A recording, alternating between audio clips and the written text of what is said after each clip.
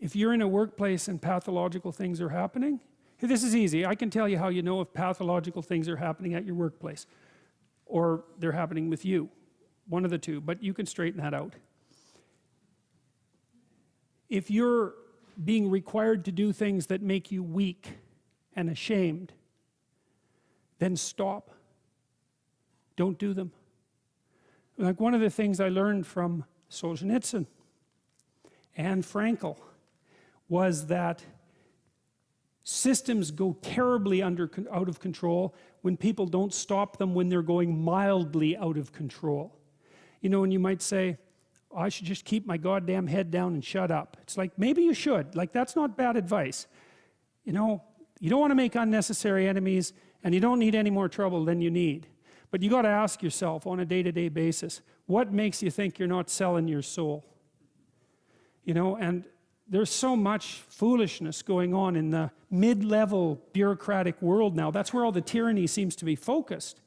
And the reason that it multiplies is because sensible people say nothing when they should say something. And what's so strange about that is that there are way more sensible people than people who aren't sensible. They're just not as noisy.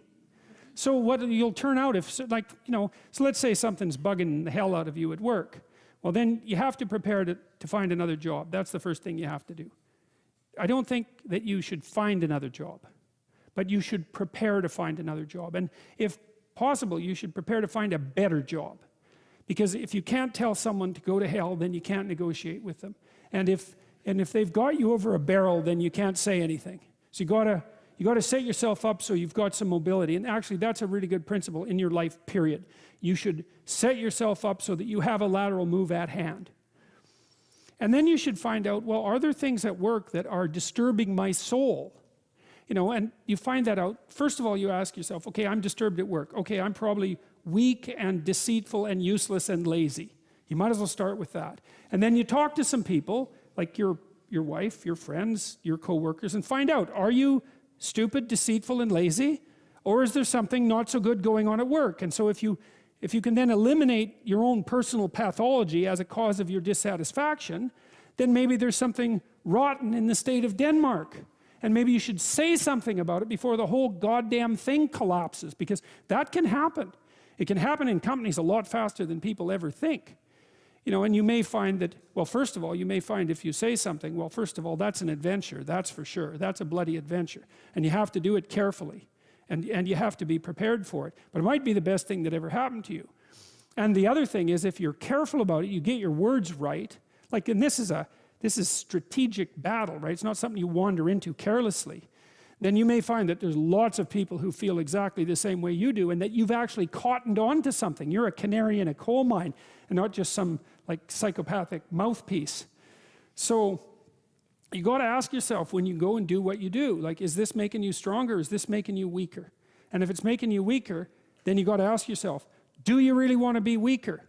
Because the weaker you get, the more you're tyrannized. And then worse than that, like, the weaker you get, the more bitter you get. And the more you'll work towards terrible things, the more you'll snap at your wife, the more you'll kick your kids, you know. Like, it's no joke to be tyrannized at work. And so I would say you have an ethical responsibility as a citizen to forthrightly confront creeping tyranny no matter where it occurs. And part of what we're learning, I would say, from these stories, if we're learning anything at all, is that if you're aimed at the good, which is a question you really got to ask yourself, you know, if you're genuinely aimed at the good, then take heart, because you're a lot stronger than you think. So it might be difficult, but it's not futile. If you get your words right, and you have something to say, there'll be an impact of those words. It might not be the impact that you would choose. But the other thing you got to tell people is, pick your poison. You may be in a situation where you don't have a cakewalk to the Garden of Paradise. You got tyranny or famine. Those are your choices. But you get to pick which one you have. And I would say if you're being oppressed, and I mean in your soul, by what you're required to swallow at work, well, you think you're not paying a price for that? You got no self-respect. and rightly so. But worse than that, you're an agent of your own destruction. You're destroying your own ideal, and you're letting people who are weak and corrupt win. And if you stood up and stood up properly, but you have to put yourself in order to do this, at least to some degree, right? You can't do it casually. You have to do it from some position of preparedness and strength. Then what makes you think you couldn't scare them back into the corners? And that would be a good thing. And, you know, the alternative, personally, is bad because there's a psychological degeneration that goes along with it. I've seen this with many, many of the people that I've worked with who have been tyrannized in the workplace to the absolute detriment of their psychological and physical health, right? To the point of collapse, confronting these crazy, crazy things when they were sensible people.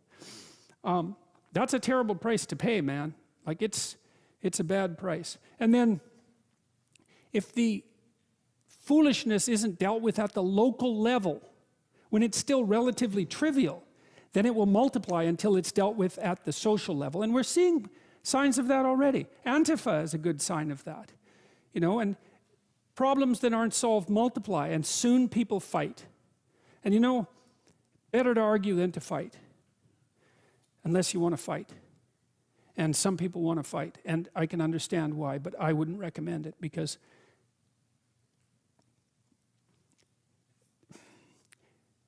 that doesn't lead good places.